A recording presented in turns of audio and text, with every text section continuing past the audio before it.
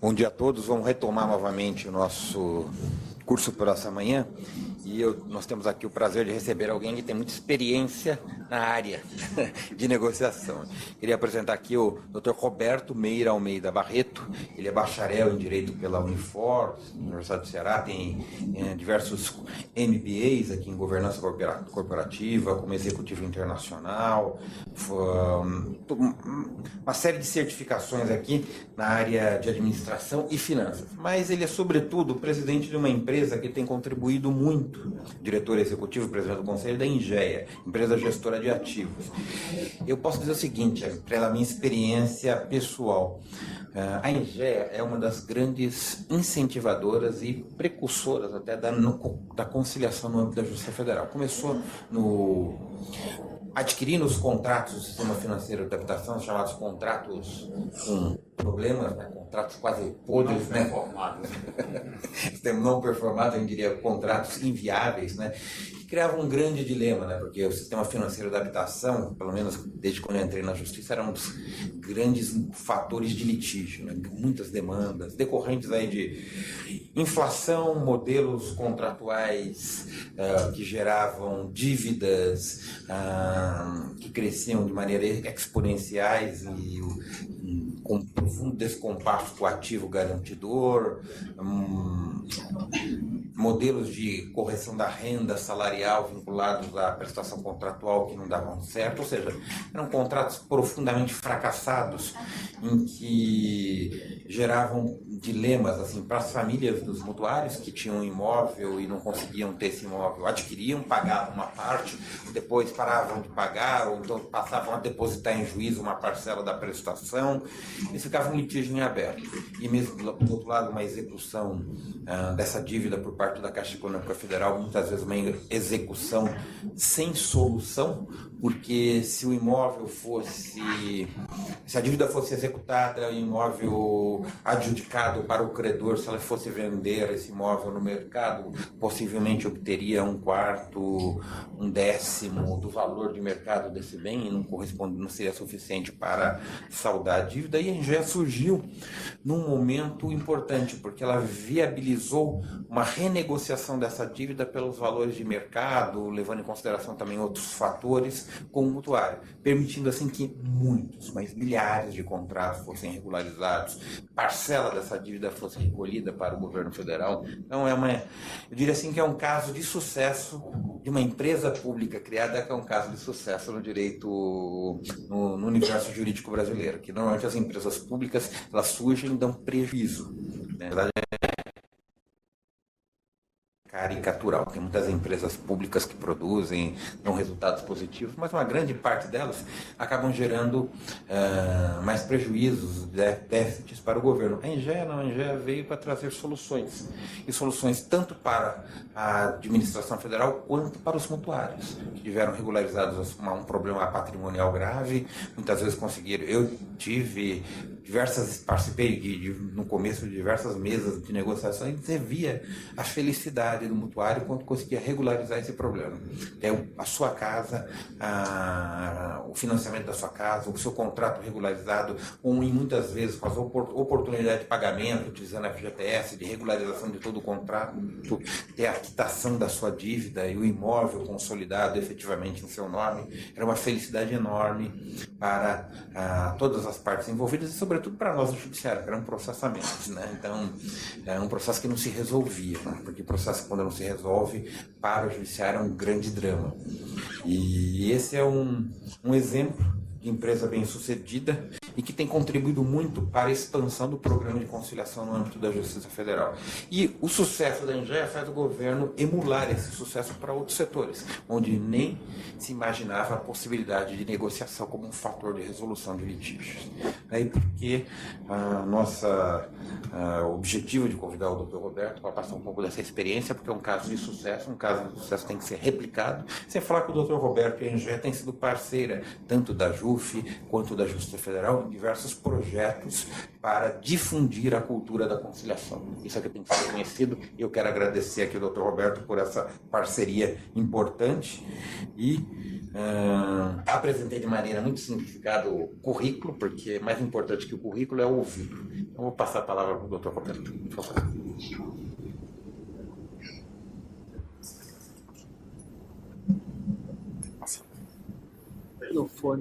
Microfone, claro. Tem o sem fio, por favor? Tem um microfone. Eu também vou me mudar para lá, que é mais fácil de assistir.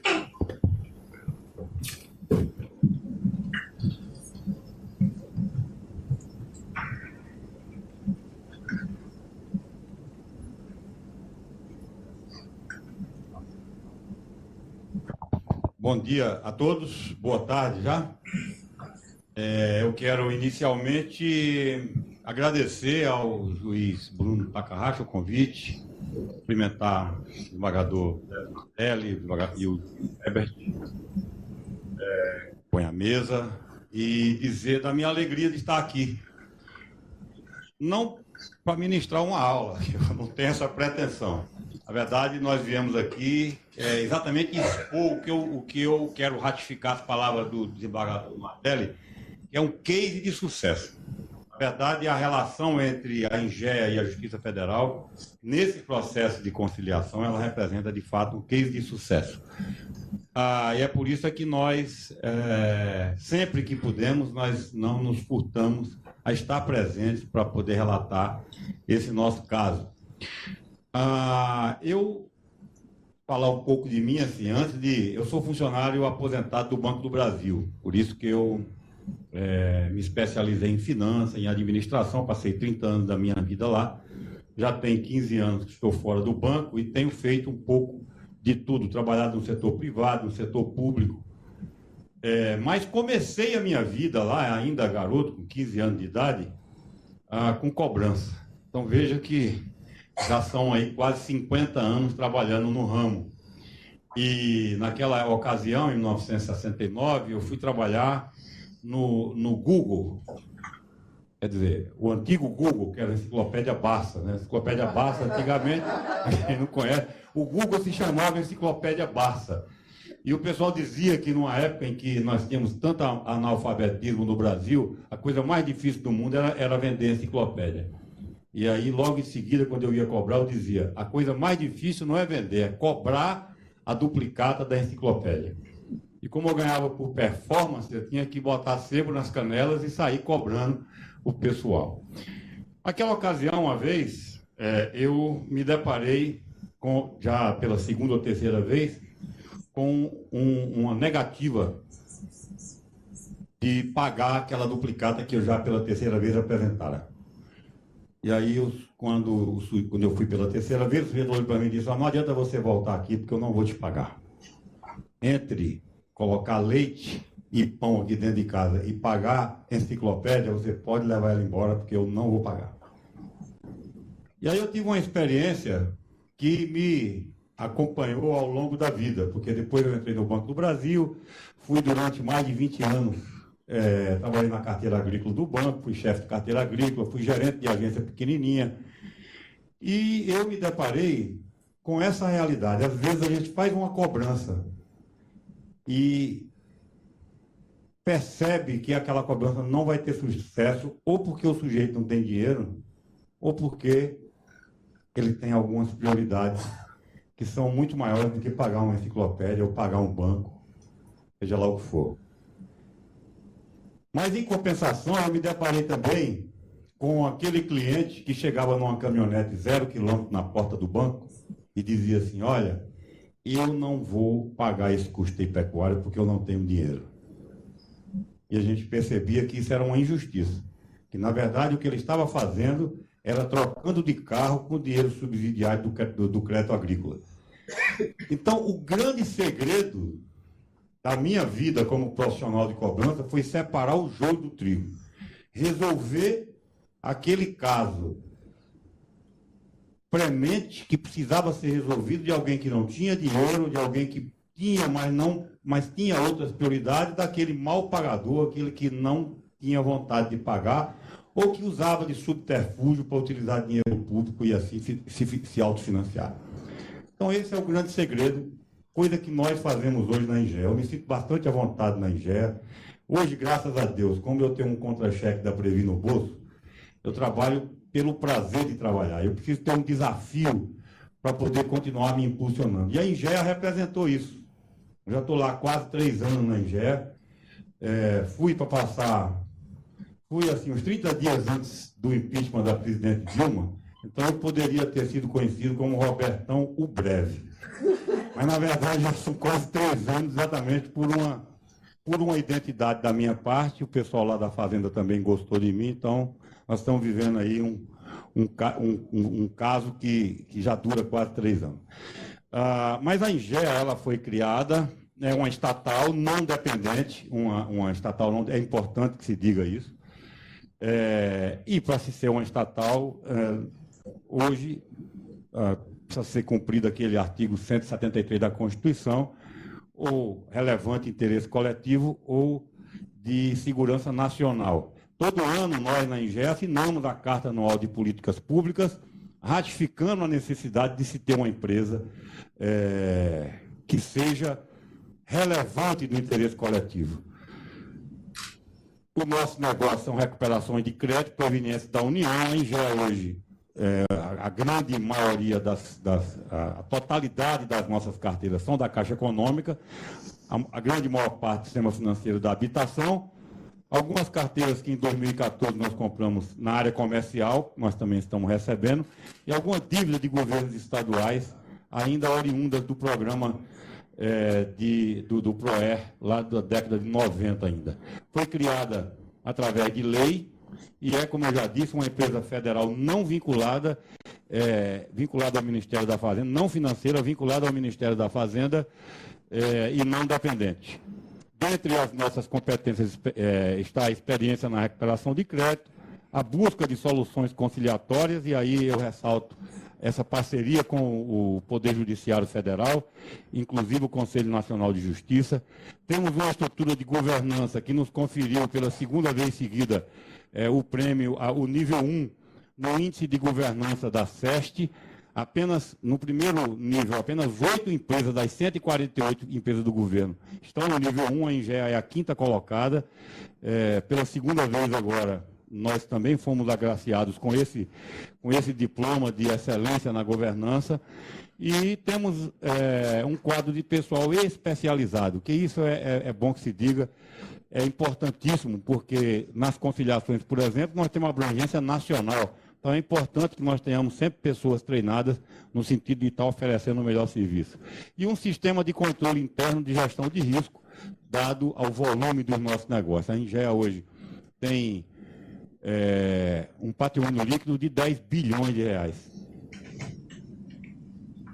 Falar um pouco da história, como é que a Ingea, para que a Ingea foi criada. Na verdade, lá em 2001, nós tínhamos 2 grandes problemas com os bancos públicos.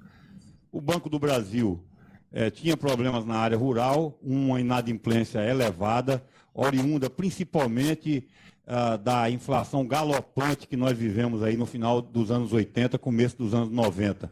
E a Caixa Econômica Federal com os débitos do sistema financeiro da habitação, formados por aproximadamente 1.200.000 contratos. No caso do Banco do Brasil, o governo tomou outro caminho, criou o Programa Especial de Saneamento de Ativo, o famoso PESA, que foi, enquanto adimplente o Banco do Brasil administrava, a partir da inadimplência foi para a PGFN. Eu tenho certeza que muitos dos senhores aí estão aí com alguns processos dessa época no Banco do Brasil. No caso da Caixa Econômica Federal, nós adquirimos esses 1.200.000 contratos, ativos na ordem de 26, naquela época, em valores daquela época, 26 bilhões de reais. Então a Ingea recebeu ativos de 26 bilhões formados desses 1.200.000 contratos e recebeu um passivo que a Caixa tinha junto ao Fundo de Garantia de Tempo e Serviço de igual valor. Além disso, para que a Ingea pudesse sobreviver, já que o passivo era líquido e certo e o ativo nem tanto, ela recebeu também títulos de Itaipu, títulos líquidos, para que ela conseguisse sobreviver até que, como acontece hoje, ela conseguisse gerar sua própria receita. Em 2014, nós adquirimos também 2,1 milhão de contratos de crédito, aproximadamente no valor de 7 bilhões e meio, que são em sua grande maioria, oriunda de programas como Minha Casa Melhor, enfim, créditos comerciais da Caixa Econômica Federal, que não vem ao caso aqui, é somente para contextualizar. Na época, nós vivíamos um problema complicado. Eu acho que até o desembargador Lunardelli tomou um pouco aqui da minha explanação aqui, porque a verdade era essa. Nós tínhamos aí uma dívida superior à garantia atualizada, cada vez mais mutuários entrando com ações judiciais decorrentes desses problemas, contratos subjúdice com custos elevados e sem geração de receita, audiências frustradas, ao menos de 2% das audiências tinha sucesso, 98% ia para a decisão dos senhores. Então veja que era um absurdo um volume desse, e a sentença não se concretizava como uma solução definitiva, porque muitas vezes a dívida continuava, e se fosse para tirar o indivíduo da casa própria, um problema social gravíssimo também que se avizinhava. E, além disso, as ações demoravam aí, em média, 8 anos. Né? Uma execução extrajudicial era mais rápida, sim, mas também muito mais onerosa. Quer dizer, não se avizinhava como uma solução. A própria retomada do imóvel, como eu já disse, oriundo de uma eventual sentença, provocava a venda a terceiros via leilão, graves consequências sociais, já que nós estamos falando da casa própria. Materialmente, eu imagino que fora o nosso alimento seja o bem mais precioso para uma família. Nós, então, tivemos que buscar, já que a INGE foi criada para isso, nós tivemos que nos debruçar em cima de soluções que fossem rápidas, ou pelo menos que melhorassem esses indicadores tão ruins que nós vivíamos, então. A solução partia sempre, e nós até hoje é assim que funciona, do valor do imóvel. Ora, se nós estamos falando de um bem, nós precisávamos não partir da dívida, já que as dívidas, em sua imensa maioria, estavam com valores completamente descasados do valor de avaliação. Lá no final da década, nós estamos falando de dívida da década de 80 e 90, o governo, em 1967 ainda, criou o FCVS, que é o Fundo de Compensação de Variações Salariais. Até a metade da década de 80, quase a totalidade dos financiamentos eram feitos com base nessa variação. Depois, isso se tornou mais raro. E aí, então, mas a inflação continuava galopante. Então, o que acontecia? As prestações eram corrigidas pelo salário, o saldo devedor pela inflação. Nem sempre se conseguia arrumar a documentação necessária para se habilitar o FCVS. E, em outra situação, o saldo, na sua grande maioria, terminava se descasando. Em 2001, depois nós vamos ver lá um cronograma melhor, um pouco na frente, a Justiça Federal de Maringá, disposta a testar um novo formato de audiência, se habilitou a fazer um piloto com a INGEA para que a gente conseguisse replicar para todo o país. Então, as soluções de maior escala, que era uma atitude, requeria uma atitude inovadora por parte da diretoria da INGEA, com a elaboração de alternativas. Nós vamos ver um pouquinho mais na frente que essa alternativa foi uma fórmula matemática, na verdade, para que a gente pudesse fazer justiça nesse caso e dar um conforto aos magistrados para homologar os acordos que se apresentavam. E estreitamos a nossa parceria com a Caixa Econômica por causa da abrangência nacional que a Caixa proporcionava naquela ocasião. O sucesso exigia que as propostas fossem, então, atraentes para o mutuário, respeitada a coisa pública e, logicamente, justa na apreciação dos magistrados. Esse era o grande desafio que a situação anterior nos proporcionava. Então, como eu já disse, foi levantada uma fórmula matemática, que eu vou aqui declinar dela, para que a gente conseguisse, então, ter sucesso em processos tão relevantes, em número tão relevante como eram esses. A fórmula foi bem recebida não somente pelos magistrados federais, mas também pelo Conselho Curador do Fundo de Garantia, de tempo de serviço que usou isso na solução de muitos, ou seja, não somente a questão das dívidas com a INGE, mas essa fórmula foi utilizada pelo Conselho Curador do Fundo de Garantia e pela própria Caixa Econômica Federal, 5 ou 6 anos depois que nós começamos esse projeto piloto com Maringá. As variáveis, e aí nós estamos aqui abrindo para os senhores, que variáveis nós consideramos e que são a principal razão desse sucesso. Primeiro, o valor de avaliação do imóvel. Você tem um financiamento, um valor de avaliação do imóvel. Eu tenho que partir do valor de avaliação. É a fórmula mais justa que se pode encontrar quando se vai falar em valores. A cota de financiamento. Que percentual original nós financiamos em relação ao imóvel? Então, eu tenho que respeitar isso. Eu tenho que abater, eventualmente, daquele valor, o percentual de recurso próprio que o mutuário desembolsou quando ele fez o financiamento. Que valores ele já pagou. Então, tem que abater também, eventualmente, do valor de avaliação, o valor que ele já pagou. Se ele passou 2 anos, 3 anos pagando, é importante que daquele valor nós temos que abater os valores pagos pelo mutuário. A diferenciação do mutuário adimplente e do inadimplente. E aí eu abro um parênteses aqui para dizer que isso é fundamental. Inclusive para não se fomentar a cultura da inadimplência. Então, o adimplente ele precisa ter um prêmio. Então, o que nós fazemos? Nós verificamos que prazo que ele ficou inadimplente e sobre esse prazo nós fazemos a aplicação de 0,5% ao mês, como se ele estivesse pagando um aluguel daquele imóvel. Eu acho que é justo. Ele não está pagando nada, mas está morando. Então é importante que ele pague, até para dizer para quem está pagando em dia, esse valor você não paga.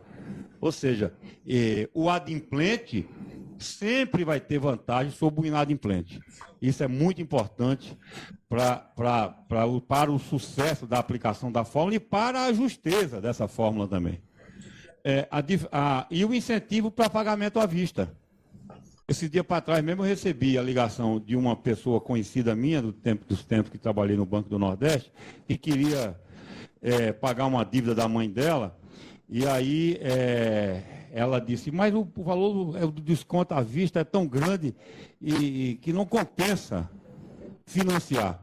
Eu disse a ela, procure então, veja bem, um dinheiro emprestado, quite o imóvel, porque você vai ter uma vantagem muito grande sobre isso. Já que o incentivo que nós damos para pagamento à vista é muito maior do que fazer os financiamentos que estão à disposição. Nesse ponto, a nossa parceira, que é a Caixa Econômica, desempenha um papel fundamental, que a partir do momento que ela vai refazer esse financiamento, ela possibilita ao mutuário efetuar esse pagamento à vista e se beneficiar de um incentivo muito maior. Também, quando se vai fazer um pagamento de uma parcela significativa, esses descontos podem ser concedidos também. Qualquer momento que queiram um esclarecimento, queiram interromper, fiquem tranquilos, não tem problema nenhum.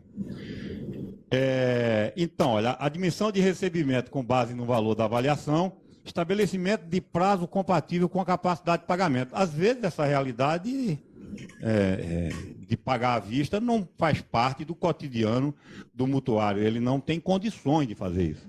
Então, nós adequamos o prazo à capacidade de pagamento. Nós podemos financiar em até 180 meses. 108 meses, perdão. Reestruturação da nova dívida em sistema de amortização que não gera desequilíbrio financeiro, que isso é importante. Não adianta nada você fazer uma negociação que amanhã ele vai inadimplir outra vez. Então é preciso que esteja dentro da realidade de quem está fazendo a negociação. E a garantia de quitação da dívida reestruturada no novo prazo acordado. Cumpriu todas as cláusulas, a dívida está liquidada, e a baixa da hipoteca ou da alienação fiduciária e o imóvel com escritura definitiva. Eu tive agora, recentemente, há 60 dias mais ou menos, no Ceará, em Maracanaú, entregando 100 e poucas escrituras de um conjunto habitacional que uma negociação entre a INGE, a prefeitura, proporcionou, então, a liberação da casa própria para 113 pessoas. Eu me emocionei profundamente porque percebia Eu faço questão de ir nessas reuniões coletivas de liberações, porque a gente percebe na fisionomia das pessoas o bem, a vantagem que nós estamos fazendo. Quer dizer, a coisa social sendo atendida, a coisa pública sendo respeitada. Então isso é de uma alegria muito grande que nós temos, e é essa parceria com a Justiça Federal permite que a gente consiga ter esses cases de sucesso.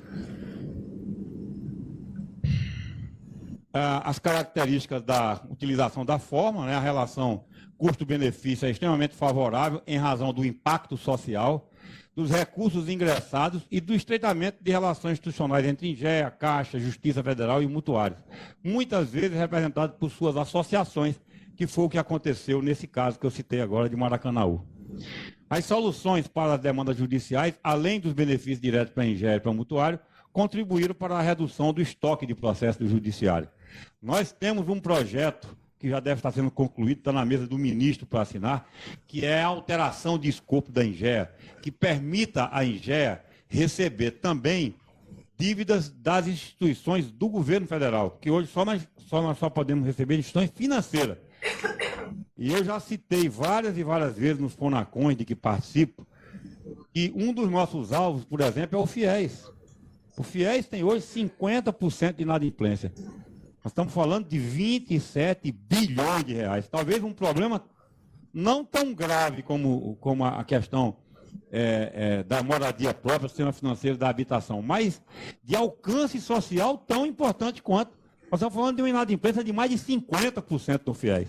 Ou seja, além do governo ter colocado esse dinheiro e não ter recebido o dinheiro de volta, ele não consegue a manutenção do sistema, porque é o retorno do dinheiro que possibilita novos créditos. Então nós temos um problema social complicadíssimo. Já me consegui, graças a Deus, convencer o ministro de que o problema existe e precisa ser resolvido. Então na mesa dele um projeto de lei, já que nós fomos criados por lei, só um projeto de lei para poder alterar o escopo da INGEA, para nos possibilitar receber as contas do FIES. Nós hoje já estamos legitimados através de lei a receber as contas da SPU. Estamos fazendo uma adequação nos nossos sistemas que permita essa cobrança, e eu acredito que esse ano a gente resolve, do que tange a SPU, a questão técnica, e já a partir do ano que vem conseguiremos começar a receber esses créditos da SPU.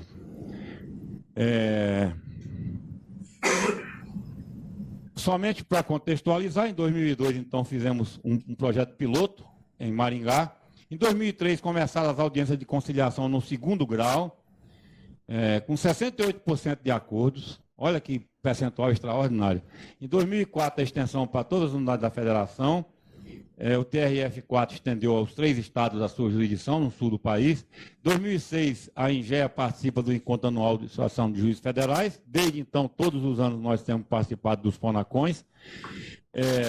Foi lançado pela ministra, então presidente Ellen Grace, o Movimento pela Conciliação. Em 2007, é realizado o Seminário Técnico de Conciliação da 4ª Região de Porto Alegre. Em 2008, nós criamos o primeiro atendimento online da INGEA. Hoje, o nosso sistema já permite que o mutuário, sem nenhuma interferência humana, entre lá no site da INGEA, gere o seu próprio boleto, faça a sua negociação, pague a sua conta e saia feliz da vida. Isso já é possível hoje, graças à adequação do nosso sistema.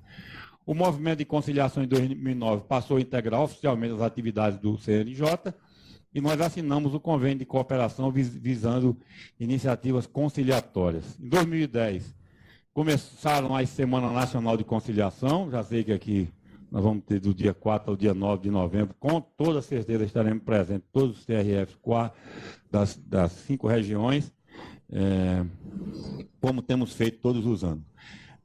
Em 2011, nós tivemos a implementação do CISALC, que é o Sistema de Controle de Audiência, e os colaboradores da Caixa são treinados pela INGEA para a utilização do sistema. Em 2015, o novo Código de Processo Civil eleva a importância da conciliação para a resolução dos conflitos, provando que o caminho que nós começamos lá em 2002 era o melhor caminho. E eu acredito até que nós, a Justiça Federal e a INGEA, ajudamos muito a disseminar essa prática de conciliação por todo esse nosso país. Aqui nós temos o resultado, acho que dava todo mundo ver aqui nas 2 telas. Olha quanto é que a gente conseguiu receber só com a audiência de conciliação. 3 bilhões de reais. É muito dinheiro. É muito dinheiro. Um percentual de sucesso de 50,19%. Eu considero isso um percentual altíssimo. Com essa experiência que eu tenho de cobrança aí já de tantos anos, eu nunca vi um percentual tão alto como esse. Provando a justeza dos sistemas, né? Provando a justeza da conciliação em si. Esses valores estão atualizados, 39% nesse. Vejam que às vezes a gente não consegue o sucesso assim tão grande. Eu digo que essas audiências de agora são, vamos dizer assim, o resultado às vezes tem processo assim que está na terceira, quarta, quinta tentativa de conciliação. Então os processos daqui para frente eles vão ficando cada vez mais difíceis. Desses 1.200.000 contratos, nós temos ainda 130 mil. Então vejam que mais de 90% já foram solucionados. Porque eu falo de 150 mil audiências com 75 mil acordos, mas as práticas da INGEA já provocaram o recebimento de 1.030.000 contratos, beneficiando 4 milhões de pessoas. Nós já pagamos por fundo de garantia, daqueles 26 milhões que a gente estava devendo lá, 47 milhões de reais. Então vejam que para o país foi muito importante também a solução encontrada lá em 2001, que originou a criação da INGEA. Nós temos novos desafios, recuperar o ciclo de conciliações, apresentando à Justiça soluções inovadoras. Nós temos ciência que representamos a coisa pública, então nós temos que tomar muito cuidado para que nós estejamos sempre dentro o nosso CPF sempre protegido dos tribunais de conta, das controladorias gerais da União. Isso nós temos que estar sempre presentes, nós temos que estar sempre atentos para que a gente possa chegar ao nosso limite, né, para parafrasear um ex-vice-presidente do Banco do Brasil, no limite da nossa irresponsabilidade. Mas nós estamos falando da coisa pública e é óbvio que a gente está sempre atento para isso. Ser o mais justo socialmente possível, mas tendo ciência de que nós estamos tratando de dinheiro público. E para isso nós temos que tomar todos os cuidados para que a gente possa ser justo no limite, mas nunca ultrapassar esse nosso limite. Incrementar o resultado dos atendimentos, estabelecer metas para a realização de audiências e conciliações. Somente esse mês de agosto, nós já tivemos mais de 1.200 reuniões de conciliação. Vamos ter agora esforços agora em outubro, em novembro, e o desafio de até o final do ano concluir 5 mil audiências e mais 3 mil em nível administrativo. Os números são sempre ousados, a gente conta sempre com a boa vontade de todas os sejus de todo o país e nós temos certeza, convicção de que esse é o melhor caminho. O caminho da sentença não é o melhor caminho para ninguém. Os exemplos das soluções criadas foram a adequação dos descontos concedidos àquela fórmula matemática que eu já me referi, as visitas aos tribunais para estreitar e fortalecer os laços com o judiciário. Eu não tenho nenhuma dificuldade, a gente, tanto o diretor Daniele, que é o diretor dessa área, quanto a minha turma lá na conciliação, capitaneado pelo Rudimar, que é o superintendente, nós estamos, e eu mesmo, a gente está sempre percorrendo o Brasil inteiro, verificando quais são os problemas que a gente tem. O ano passado, eu sempre gosto de contar isso, a desembargadora Maria do Carmo, que era responsável pela conciliação aqui em São Paulo, me ligou no meu celular. Olha, nós estamos aqui com um problema, está faltando conciliador. E aí eu já acionei a turma, a gente saiu correndo e conseguiu recuperar o que poderia ter sido irrecuperável, né, que é o tempo, caso a gente não tivesse conseguido tomar as atitudes que nós tomamos, e eu não sei se ela conseguiria, dentro de uma certa burocracia que a gente ainda tem, infelizmente, é verdade, resolver aquele assunto se ela não tivesse ligado no meu celular. Por isso que o meu cartão de visita tem o meu celular. Se precisar, não tem dificuldade, é zero. Nós vamos atrás, vamos correr, no sentido que a gente não perca tempo, né? Que a gente não perca nem o tempo que é nosso, que é precioso, e muito menos o tempo do mutuário, que vem com o intuito de resolver o assunto e chega aqui, tem uma audiência frustrada. A gente não quer isso de jeito nenhum. Campanha de reconhecimento aos colaboradores da Caixa. A Caixa é a nossa grande parceira. A gente aprovou medidas agora.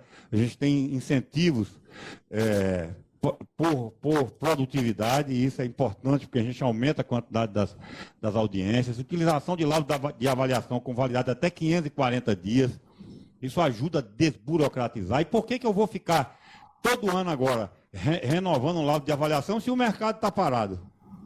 Não faz sentido, é se gastar dinheiro à toa. E então a gente prorrogou a validade dos laudos até 540 dias. Claro, se a gente vê algum tipo de distorção, algum lugar onde descobriram uma mina de ouro, um negócio desse, e valorizou muito, a gente então corre e faz uma reavaliação. Mas, via de regra, os laudos têm validade até 540 dias. Uma nova reciclagem dos colaboradores da INGEA para deslocamento dos mutirões. A INGEA é uma empresa enxuta, tem 104 funcionários, então a gente tem que estar sempre melhorando, não é só o pessoal que está na equipe que trata das conciliações, nós temos que estar treinando todo o nosso pessoal para que na época das audiências, na época dos mutirões, da semana de conciliação, a gente tenha a maior quantidade possível. Hoje nós deslocamos pessoas de outras áreas exatamente para poder atender o maior número de mutirões possíveis. E soluções customizadas para determinadas regiões. Tem alguém aqui de Pernambuco? Não? Então você sabe o que eu estou falando de prédio caixão, né? Às vezes a gente fala esse número, mesmo quem já está.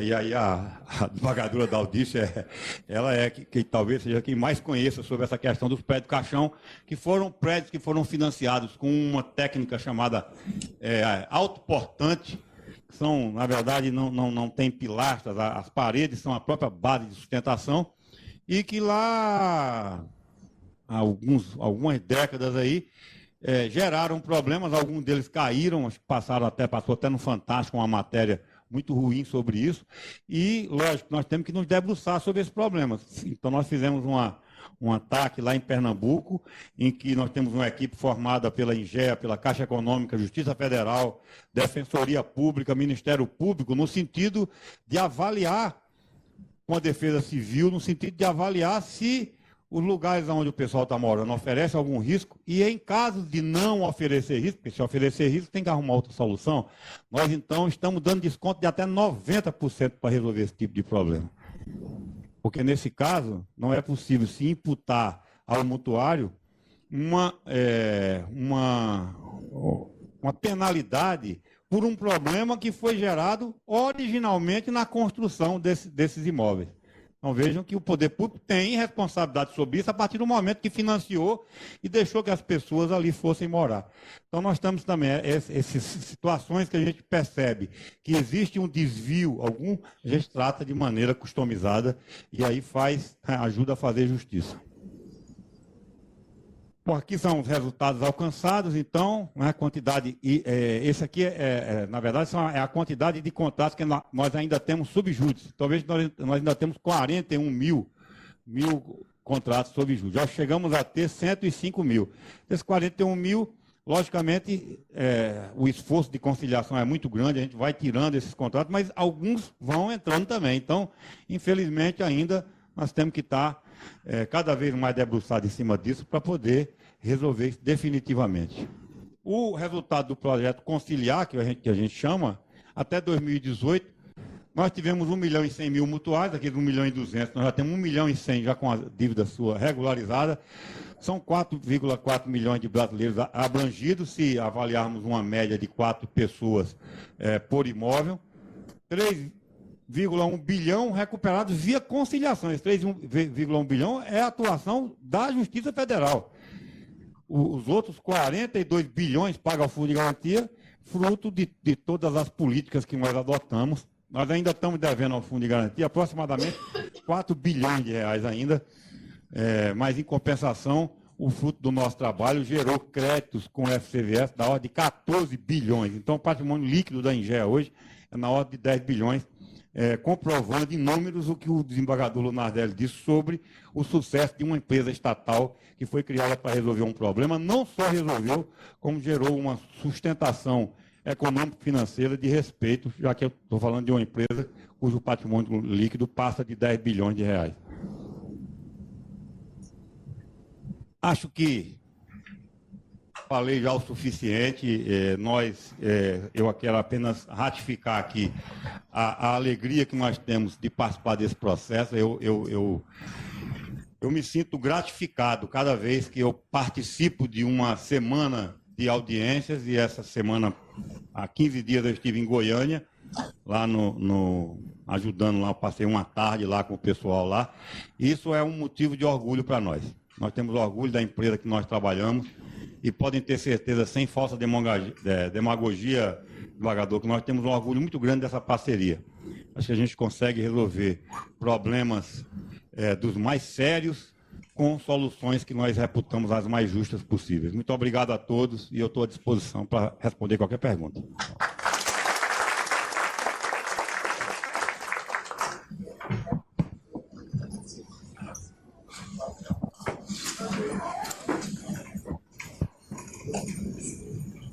Queria primeiro agradecer o Roberto pela exposição. Eu me lembro que participo desse processo de conciliação há muito tempo. O Maringá, um colega de Maringá veio aqui, desenvolveu os primeiros projetos pilotos aqui na Receita Federal de São Paulo, e depois na construção desse fórum cultural no âmbito nacional da FUNACOM. Obrigado. Alô? Pronto.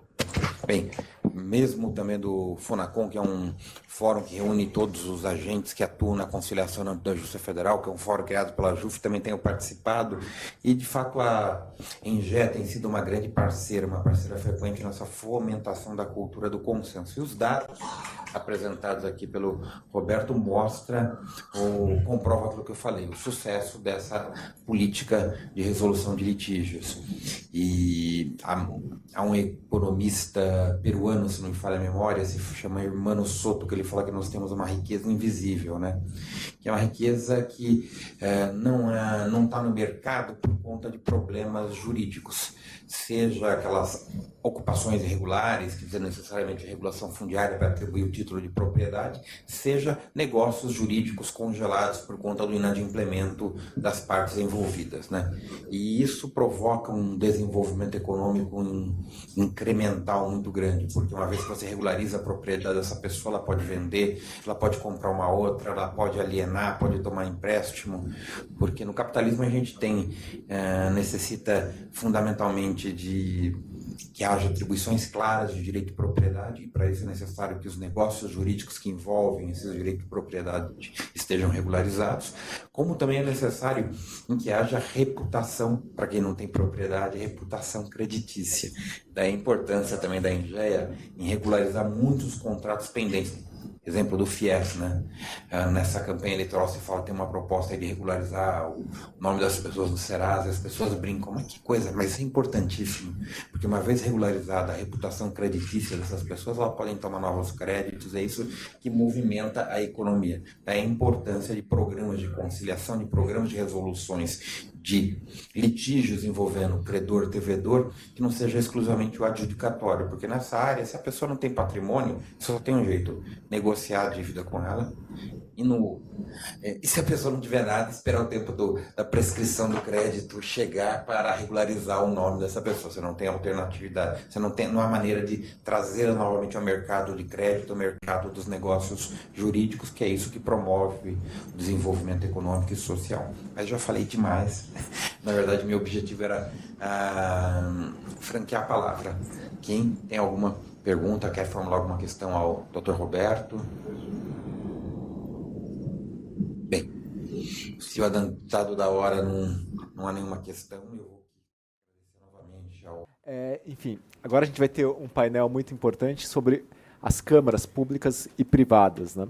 A gente tem aqui para falar primeiro sobre câmaras privadas a professora Aline Agnezini, que é facilitadora de diálogos em diversos contextos, incluindo mediação empresarial, também negociadora, consultora em gestão de conflitos, advogada e palestrante. Também é head de estratégia de desenho de tratamento de conflitos, mediação empresarial e negociação na Target Diálogos. Além disso, mestrando em solução extrajudicial de conflitos empresariais na EPM, graduação em Direito na UNADERP, especialização pelo SEDES, em parceria com a FIP. Atuou na implementação dos meios alternativos de solução de conflitos em grandes empresas, com mediação e conciliação pré-processual com o judiciário, por meio de assinatura de termos de cooperação, convênios, etc. É membro do CEBAR, que é o Comitê Brasileiro de Arbitragem, pesquisadora do Centro de Estudos de Mediação, Negociação e Conciliação do Instituto Brasileiro de Direito Público e, recentemente, coordenou uma obra muito importante multidisciplinar chamada justamente Visão Multidisciplinar das Soluções de Conflitos no Brasil, que acredito que esteja disponível, né, já para venda, distribuição, enfim. A Aline, em suma, tem bastante conhecimento da área e foi uma das pessoas que ajudaram, junto com a Juliana, ajudaram assim, bastante na construção deste evento, desse curso. Né? Então, só tenho a agradecer e passo a palavra para a Aline. Então.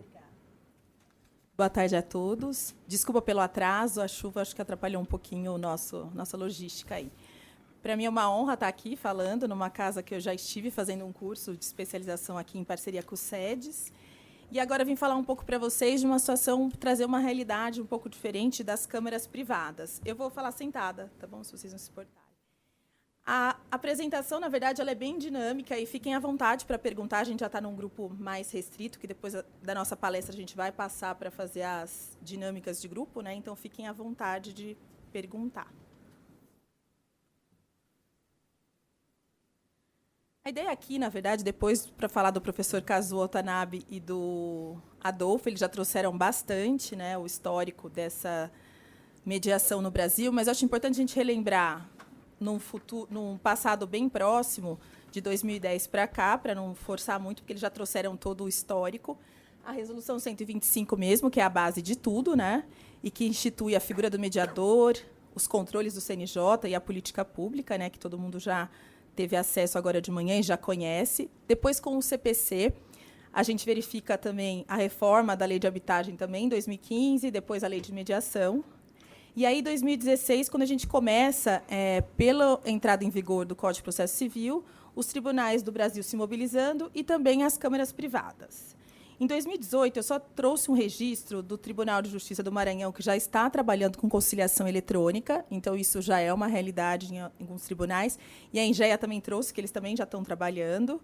A Prefeitura de São Paulo, amanhã, acho que vocês viram no nosso programa, que amanhã a gente vai falar um pouco sobre Dispute Board, trazer, e a Prefeitura de São Paulo, não sei se todos têm essa informação, ela já tem a possibilidade de ter comitê de prevenção e resolução de disputas, então isso é extremamente relevante, por isso que a gente colocou. E o provimento 67 de 2018, que trouxe com grande relevância a possibilidade dos cartórios fazerem também essa mediação extrajudicial, que ainda não sabem como, mas já estão autorizados a fazer, precisa ter o formato agora. Quando a gente traz um pouco, e depois a Denise vai trazer bastante informação das câmaras públicas, eu já trago diretamente no ponto as vantagens das câmaras privadas, que seria, na verdade, prevenir judicialização, tanto com a atuação extrajudicial, ampliar o acesso à justiça, democratizar a mediação, colaborar nessa transição, né, da cultura do litígio para a cultura do diálogo, contribuir e também facilitar a consolidação da eficiência das câmaras. Aqui eu faço uma parada obrigatória, na verdade, porque hoje a gente vai trazer um pouco, eu cuidei de trazer para vocês, como que uma Câmara hoje é credenciada nos tribunais, se vocês têm conhecimento ou não, mas eu acho que é importante trazer, e toda a parte ética e todos os cuidados que as câmaras privadas hoje têm para receber processos judiciais, tanto em andamento quanto extrajudicial, porque daí a gente tem o título executivo extrajudicial dos acordos firmados, que também, por sua vez, podem ser homologados pelo Judiciário hoje no Tribunal de Justiça Civil, isso já é possível, desde que sejam credenciadas as câmaras, né, e os mediadores sejam cadastrados, que aí geraria um título executivo judicial. Então, de forma macro, o objetivo é ampliar o acesso à justiça, resolver os conflitos, né, de forma mais fácil, rápida, econômica e menos adversarial. Quando a gente traz aqui a Resolução 125, não dá para passar em branco a possibilidade do artigo 12, que foi onde criou essas câmaras privadas e essa possibilidade. Então, a gente traz aqui essa lembrança, desde que elas sejam cadastradas nos tribunais. Um outro ponto importante que trazer aqui para vocês, que traz essa segurança para as câmaras privadas, que hoje, quando a gente está falando da sociedade civil, a gente tem se deparado com várias dificuldades de recebimento da Câmara Privada de processos judiciais, ainda que elas sejam cadastradas nos UPMECs, porque hoje até as corregedorias dos tribunais, depois a Juliana fala um pouco de algumas fóruns nacionais de mediação têm intervido nisso. Para quê? As câmaras, quando foram criadas, era uma possibilidade de ajudar o judiciário a desafogar alguns processos. Ela poderia, conforme previsto na resolução, fazer algumas audiências do artigo 334 do CPC que poderiam ser deslocados para lá. E aí a realidade que a gente vê hoje, depois eu vou trazer para vocês, é um pouco diferente. E aí uma peculiaridade de São Paulo é que, para o cadastramento de uma câmara, hoje são necessários 5 mediadores que estão cadastrados no CNJ.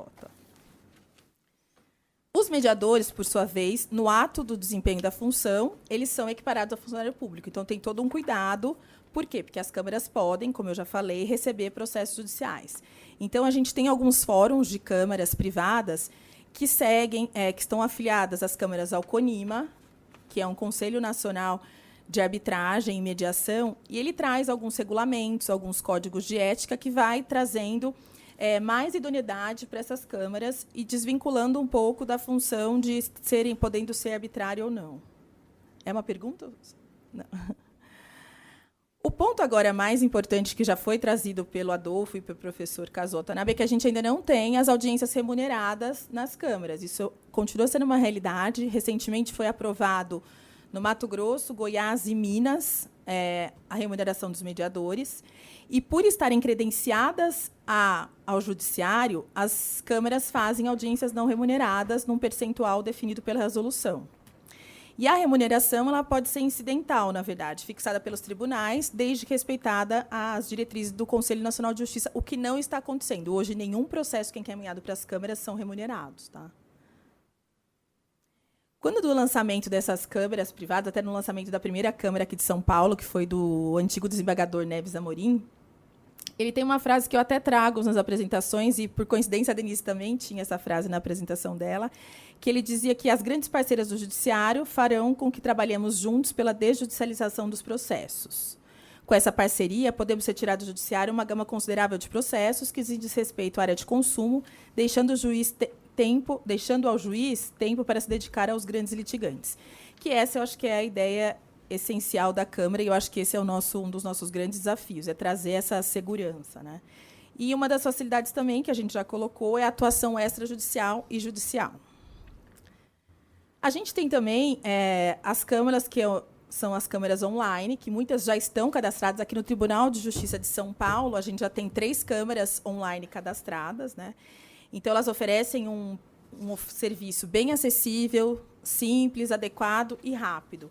E funciona. A gente tem conseguido homologar esses acordos e o índice de execução dos termos são super baixos, apesar de ainda incipientes. Aí eu trago um pouco do Online Dispute Resolution, quais são as câmaras que podem ser credenciadas, e também o percentual do acordo fora do Brasil. Isso é extremamente utilizado, e 90% dos acordos são resolvidos principalmente no Reino Unido, depois da implementação, desde 2000 até agora. Já é uma realidade no mundo, nos Estados Unidos. Então, a gente tem um prazo bem pequeno, de 60 dias, para resolver isso. Então, é uma realidade que a gente tem ainda. Esse é bem incipiente. Hoje, em São Paulo, a gente tem 38 câmaras privadas credenciadas ao TJ São Paulo. Só que o número, para vocês terem uma ideia, daqueles números que as câmaras recebem gratuitamente, foram recebidos só 416. Eu peço até desculpas que o número não está tão bom. 416 processos recebidos. E desses, nenhum foi remunerado. Tá? De mediações gratuitas, 137. E mediação extrajudicial, 612. O que a gente pode tirar disso é que ainda é muito pequeno. Isso é tudo do ano passado. Então, os grupos, as câmaras privadas, e aí um cenário um pouco desconfortável para as câmaras, é o seguinte: desses 612, eu tenho o número aberto depois, apenas 5 câmaras receberam processos judiciais.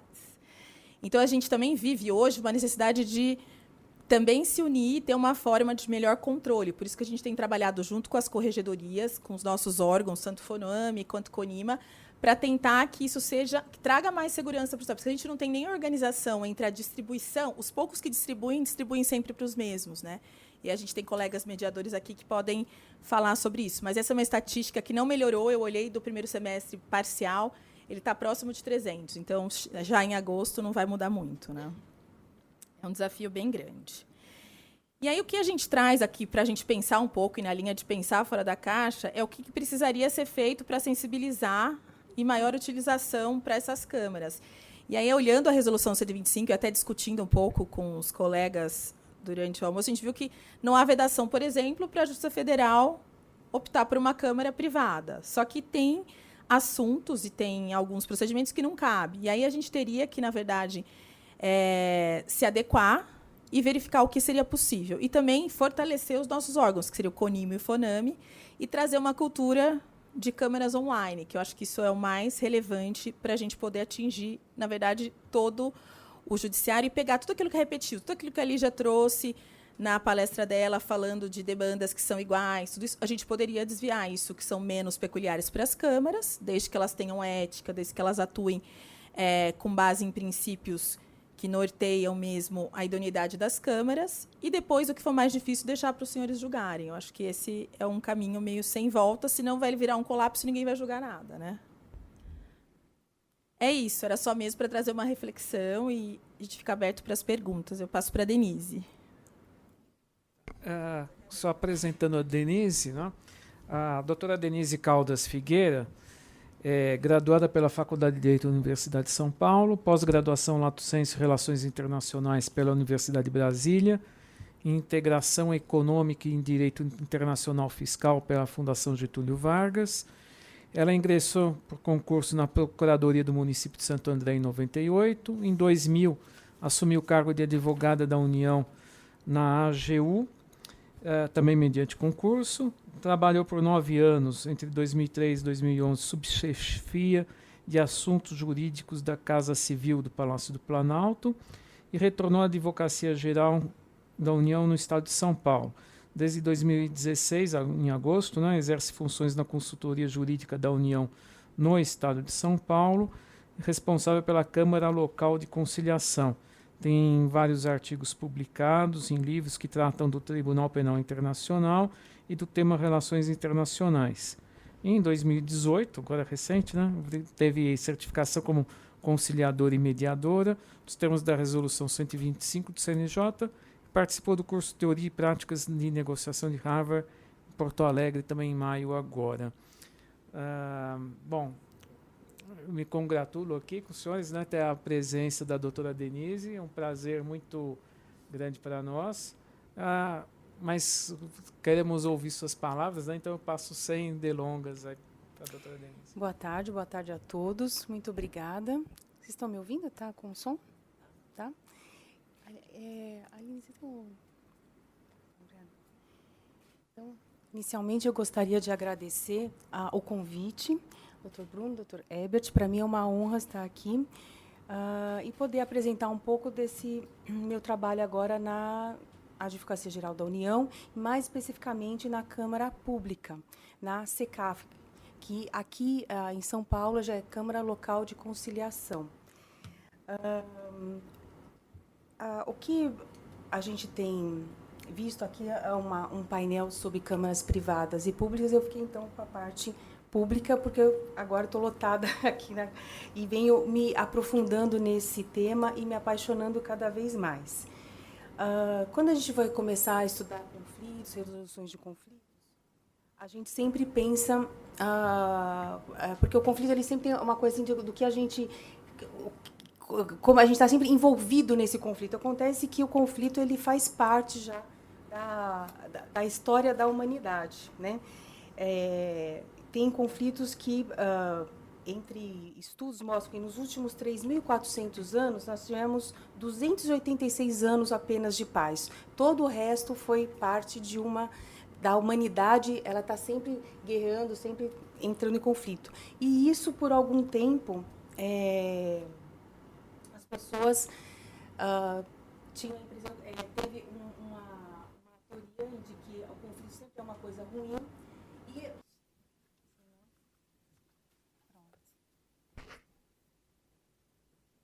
Pronto, agora sim? Tá.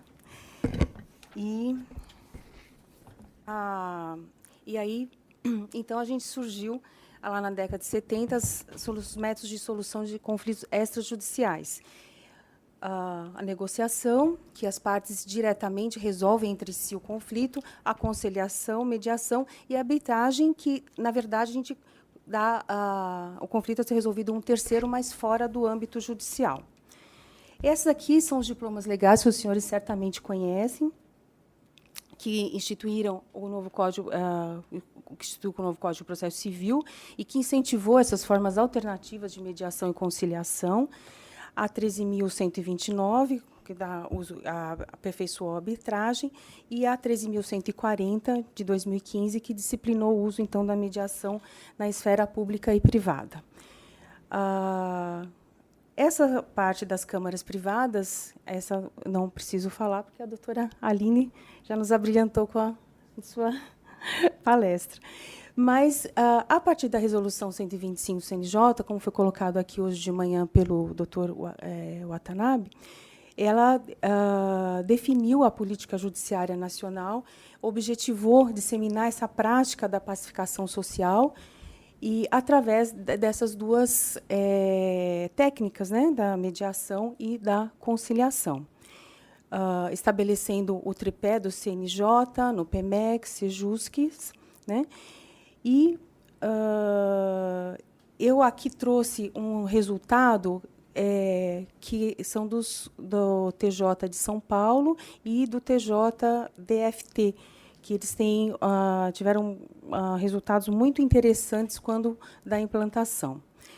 Agora, na Câmara Pública, que é mais objetivamente o que eu vim falar, o que eu queria destacar, inicialmente, o artigo 174 do CPC, em que determina, né, que a União, Estados, Distrito Federal e município criem essas câmaras de mediação e conciliação, e quais são os objetivos e que áreas que elas vão poder atuar. Dirimir conflitos entre órgãos e entidades da própria administração pública, avaliar a admissibilidade de pedidos de resolução de conflitos no âmbito dentro, né, da administração pública e prover, quando couber, o termo de ajustamento de conduta. Esses objetivos aqui do artigo 174, lógico, se coadunam com todos os princípios da 13.140, quando a SECAF atua, quando a Câmara de Conciliação e Administração Federal atua, da imparcialidade, da isonomia, da oralidade, da confiabilidade, da boa-fé, e tem a atuação dela atende a esse princípio da lei, mas ela foi instituída, de fato, no Ato Regimental número 5 de 2007.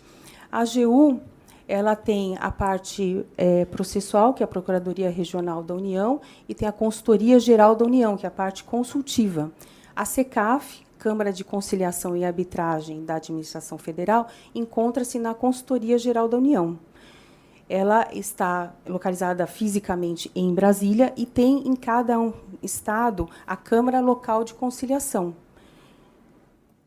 Essa aqui é a legislação básica que rege a SECAF. A portaria 1281, você vê que era de 2007, ela surgiu inicialmente que era só para estabelecer a controvérsia entre os órgãos e entidades de dentro da administração. Depois, em 2008, com a portaria 1099, aí ela também regulamentou a atuação da SECAF na administração pública dos estados, Distrito Federal e municípios. Então, ela aí acaba abarcando os outros entes da federação. Essas outras duas portarias, a 481 e a portaria CGU número 5, ela, na verdade, são mais procedimentais de dentro da administração pública.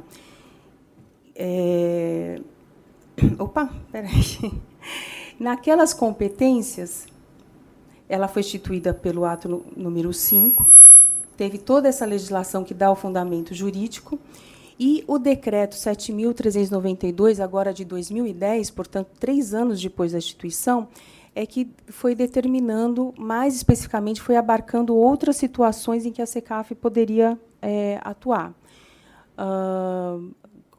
Então, seria avaliar a admissibilidade dos pedidos, ver se é caso de conciliação ou não, requisitar informações dos órgãos e entidades da administração pública federal, dirimir, por meio da conciliação, as controvérsias entre a União, Estados, Distrito Federal e os municípios, buscar a solução dos conflitos já judicializados, promover o termo de ajustamento de conduta, você veja que está de acordo ainda até com o atual, né, artigo 74, propor, quando couber ao consultor-geral da União, o arbitramento das controvérsias não solucionadas por conciliação.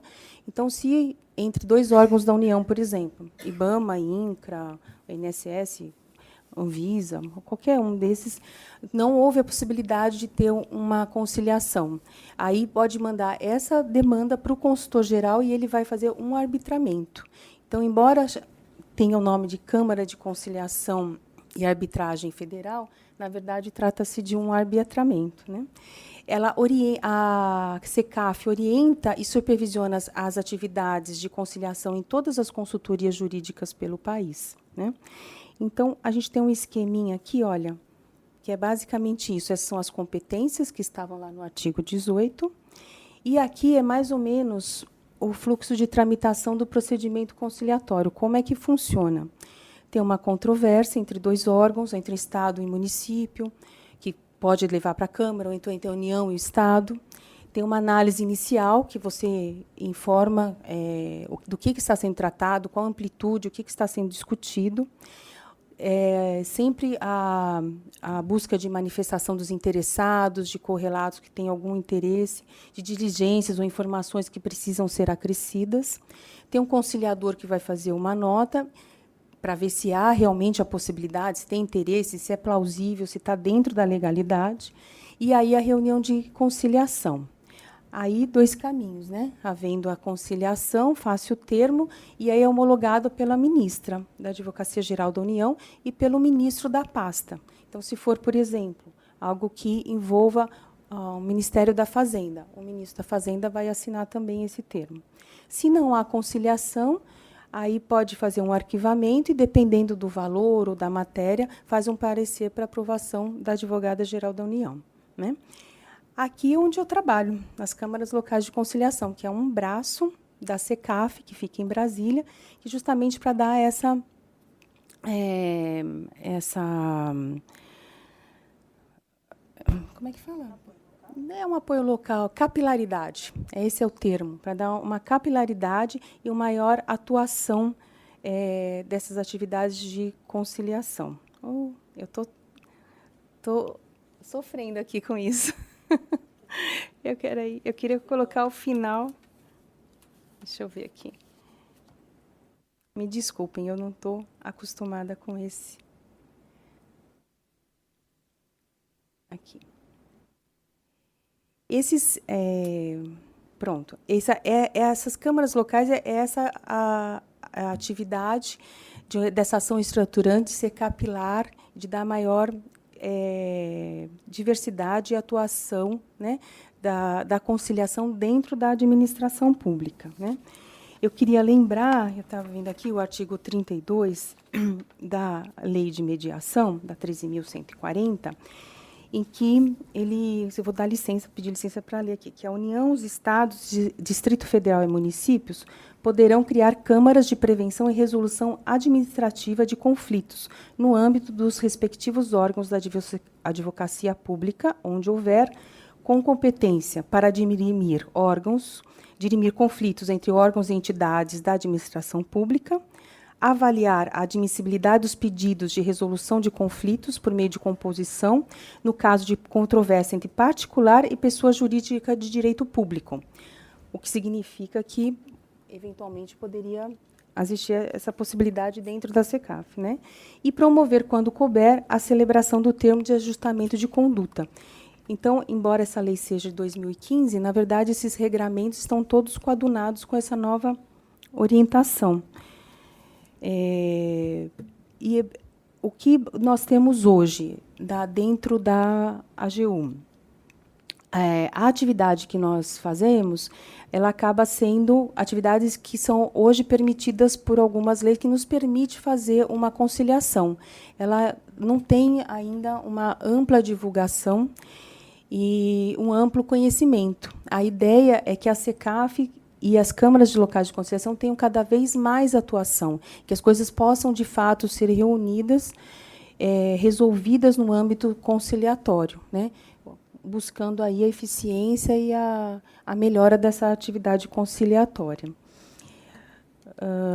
Essa cartilha é uma cartilha já até antiga, de 2012, mas encontra-se na internet. Também é muito simples, de onde eu tirei aqueles quadros, que falam um pouco da SECAF, de como ela foi formada, qual a atividade que ela tem, e dá as informações básicas, claras, e muito simples de serem utilizadas, né? Seria um grande avanço, seria um prazer se a SECAF pudesse e a CLC trabalhar aqui em conjunto com a EMAG, trazendo a experiência, trocando experiência com vocês, que é sempre um jogo de ganha-ganha, né? Como o senhor sabe. Com certeza, estamos à disposição. Tá? Então, eu queria agradecer a atenção. Muito obrigada.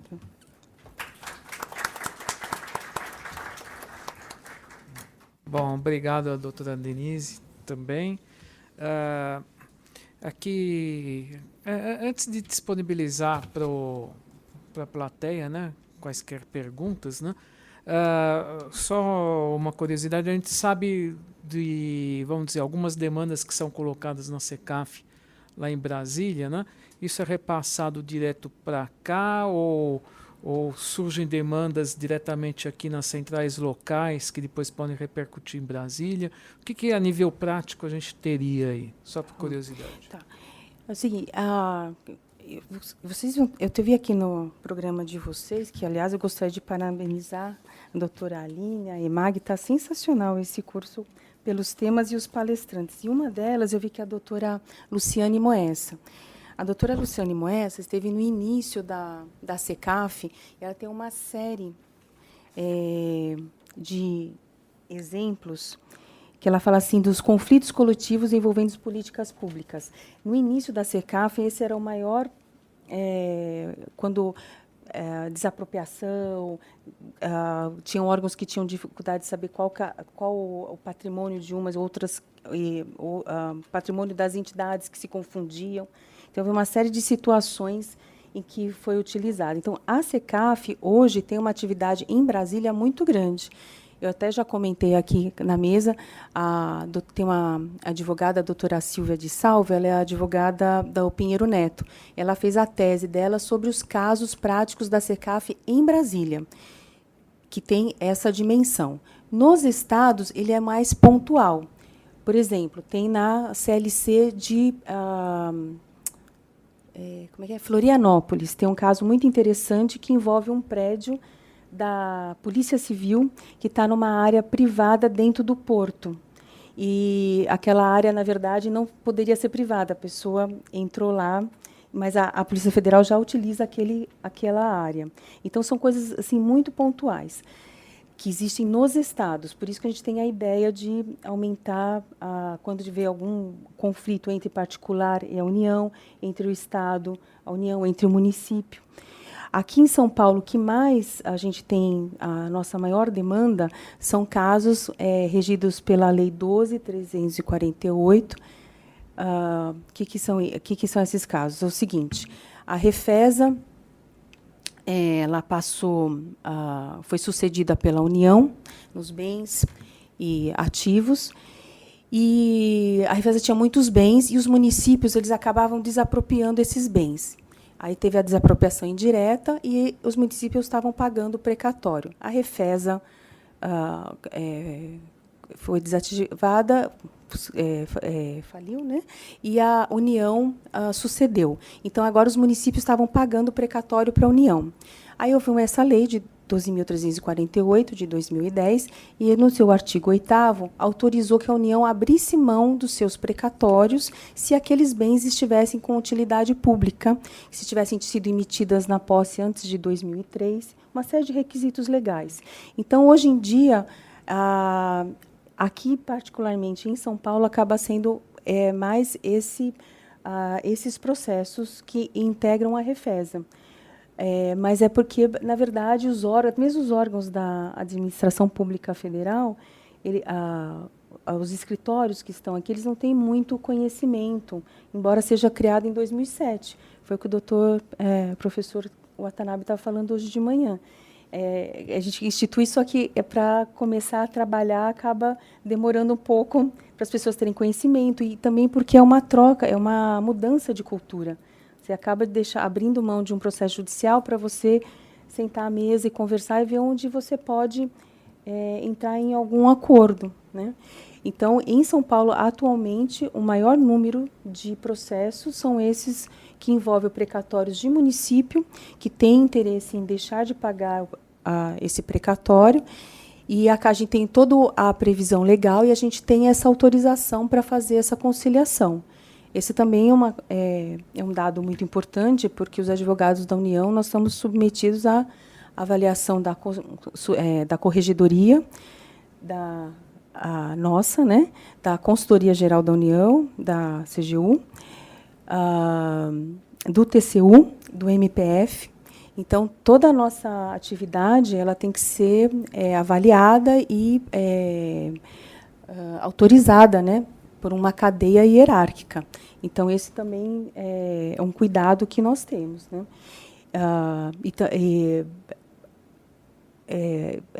Basicamente é isso, de atividade que hoje nós temos em atividade, que a gente está tratando com maior volume.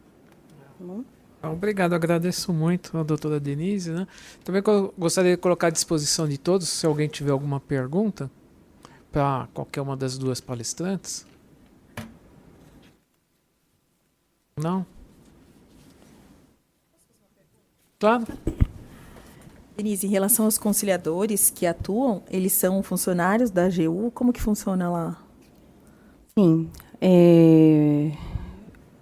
Início quando foi prevista a SECAF, havia a ideia, né, de ter um cadastro nacional de conciliadores, de funcionários públicos federais capacitados e que pudessem atuar como conciliadores. Então, na SECAF tem um grupo grande, técnico, de advogados da União capacitados que fazem essa conciliação. Aqui em São Paulo, por exemplo, eu trabalho na consultoria e trabalho com licitação. Lá, a maior parte do trabalho da consultoria jurídica da União aqui é de licitação. Então, se vem um caso de conciliação em que eu já falei naquele processo, eu não posso atuar. Então, essas regras de impessoalidade são válidas. Por isso que eu falei, os princípios são os mesmos. E aí um outro colega pode atuar como conciliador. Então, são servidores que capacitados. A ideia, inclusive, é que se capacite cada vez mais, porque e na Procuradoria Regional da União, que é a área, né, contenciosa, tem um departamento da negociação judicial, que são advogados que aí já são os processos que estão em andamento e que aí eles veem a possibilidade de fazer um acordo e aí já faz. Bom, obrigado, doutora. Alguém mais teria alguma pergunta? Não? Então, agradeço muito a palestra da doutora Aline e da doutora Denise, né?